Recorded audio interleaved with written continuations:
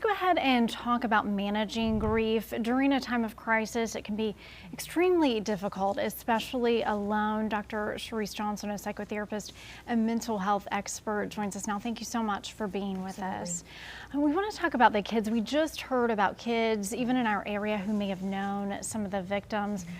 How can we help our children during this? One of the most important things that we can do is to give them an opportunity to talk about what they're experiencing. With the access that students have to social media, we want to make sure that we do our homework, that we're honest with them, but most importantly, not to gloss over this, because athletes and parents of all ages and stages will feel this. Wow.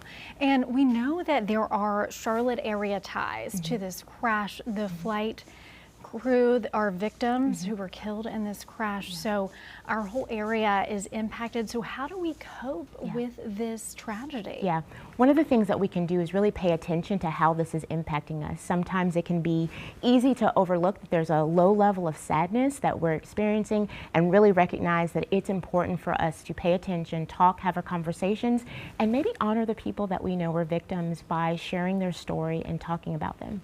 Yeah, and it's great to hear those stories and to hear about the people and pay tribute to them.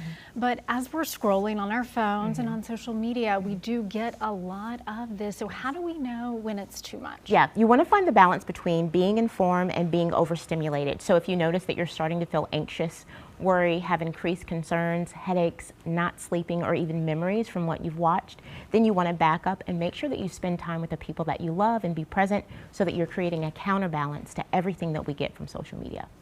And as you know, we're still learning more about this, so there will be more media attention continued.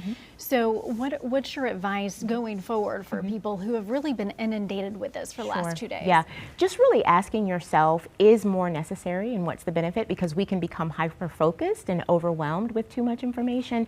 And what do we want to do to make what we're finding out meaningful? Usually that's a great way to balance all of the anxiety and overwhelm is, can we do something? Are there memorials? Are there moments of silence that we can do to feel like we're being an active participant in the healing?